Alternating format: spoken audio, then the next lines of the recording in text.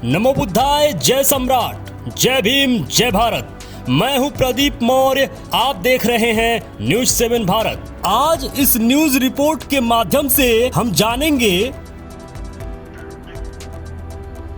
कि आध्यात्म जो एक बौद्धिस्ट शब्द है, इसका किस तरीके से रूपांतरण किया और किस तरीके से इसका मतलब ही बदल दिया। भारत में अपनी संस्कृति पताका का स्थापना पूर्वकालीन साक्ष्यों के साथ पूर्वकालीन शब्दों के भावार्थ को भी बदलते हुए किया है, जिसमें मुख्य रूप से आध्यात्म, धर्म, भद्र, बोध, वेद, वेदना, प्रज्ञा, उपासना, संस्कार, भावना जैसे अनेक शब्द की व्याख्या को विकृत करके किया है, जिसमें आज आध्यात्म का सही अर्थ और स्वरूप बिगाड़ दिया गया है। आज आध्यात्म का एक ही स्वरूप बनता है कि जो जितना बड़ा कर्मकांडी होता है उसको उतना ही बड़ा आध्यात्मिक कहा जाने लगा, जबकि इस शब्द का बुद्ध के काल में मतलब ही कुछ और था।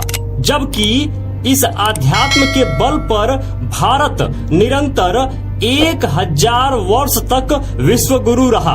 आपको यह जानना चाहिए, पूर्णतः भारत बुद्ध में था तो भारत को विश्व गुरु कहा जाता था। नालंदा विश्वविद्यालय में दुनिया भर से लोग, जो कि इस पृथ्वी का सबसे बड़ा विश्वविद्यालय बना था भारत में बौद्धों के द्वारा, इस विश्वविद्यालय में दुनिया के लोग शिक्षा ग्रहण करने आते थे पूरी पृथ्वी से, इसलिए भारत को विश्व गुरु कहा जाता था।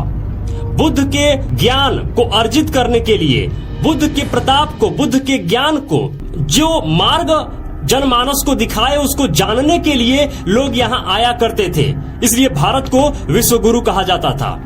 अनेक शिक्षण संस्थानों द्वारा इस आध्यात्म पर पठन पाठन चलता रहा, लेकिन किसी शिक्षण संस्थान से कोई कर्मकांड या कुछ अन्य प्रकार की जानकारी नहीं मिली है। हाँ, अगर आध्यात्म पर कुछ जानकारी मिली है तो वह इस प्रकार है।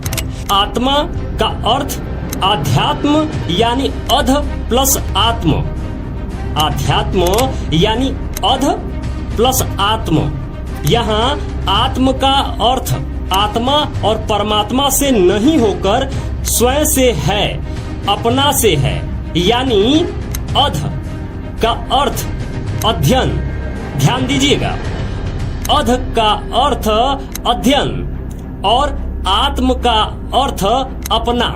मैं फिर एक बार दोहराना चाहूंगा, अध का अर्थ होता है अध्ययन और आत्म का अर्थ होता है अपना, यानी अपने आप को जानना ही अध्यात्म है।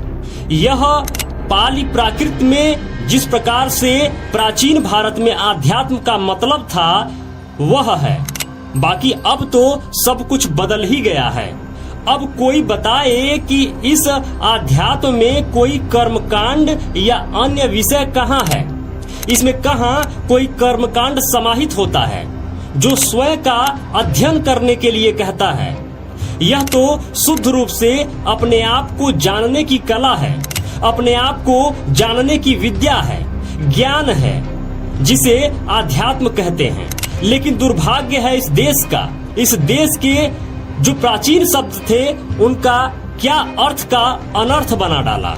आज किताबों द्वारा अधकचरी बातों को स्थापित करते हुए प्रचारित प्रसारित करने वाले का समूह हावी है, जो अपनी सोची समझी रणनीति के तहत सामान्य जनजीवन के सामने विकृत पुस्तक परोस रहा है। जब लोगों को जो पुस्तकों में पढ़ाया जाएगा वही न जानेंगे, दोष पुस्तकों का नहीं है, दोष पुस्तक लिखने वालों का है।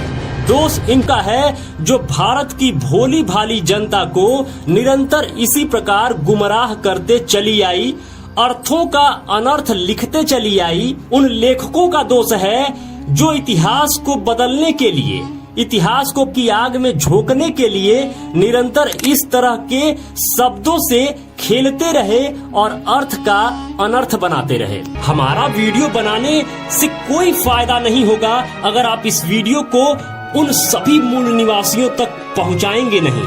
हमने तो अपने हिस्से का काम कर दिया है। कम से कम आप तो इतना करिए कि इस वीडियो को व्हाट्सएप पे, फेसबुक पे, इंस्टाग्राम पे, जहां भी हो सके, जितना ज्यादा हो सके शेयर करिए। लिंक कॉपी कर लीजिए, शेयर करिए, जिससे उन सभी मित्रों तक ये सूचना पहुंच सके कि भारत पूर्व में कितना समृद्ध, कितना शक्तिशाली बौद्धमय भारत था। एक बार मैं फिर यह बात दोहराना चाहूंगा कि हमारा उद्देश्य किसी जाति, किसी धर्म, किसी समुदाय की भावना को ठेस पहुंचाना नहीं है। हमारा उद्देश्य है कि भारत पुनः बुद्धमय भारत बने, भारत पुनः विश्व विजेता भारत बने।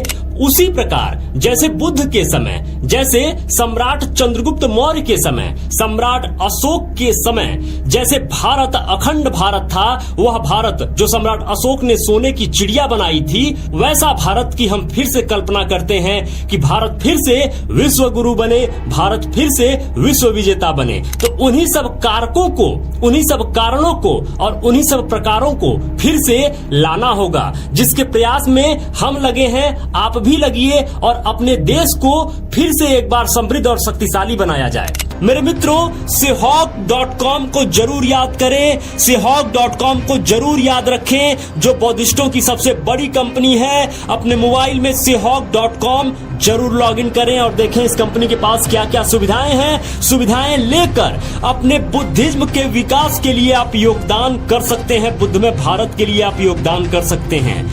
मेरे मित्रों, यदि आप चाहते हैं कि हम और हमारी टीम इसी तरीके से रिसर्च करते रहें, इसी तरीके से आपके लिए कंटेंट बनाते रहें, तो प्लीज निवेदन है, डोनेशन जरूर करें। स्कैनर स्क्रीन पर लगा हुआ है, स्कैन करके डोनेशन जरूर करें। जो भी मित्र अभी तक इस चैनल को सब्सक्राइब नहीं किए हैं, प्लीज निवेदन है अभी के अभी चैनल को सब्सक्राइब कर लीजिए। लाइक करके हमारा उत्साह जरूर बढ़ाया करिए। कमेंट बॉक्स में जरूर लिखा करिए कि ये वीडियो आपको कैसा लगा। जो भी मित्र अभी तक इस चैनल पर बने हुए हैं, ये वीडियो देख रहे हैं, आप सबको बहुत बहुत मंगल कामनाएं। नमो बुद्धाय, जय भारत।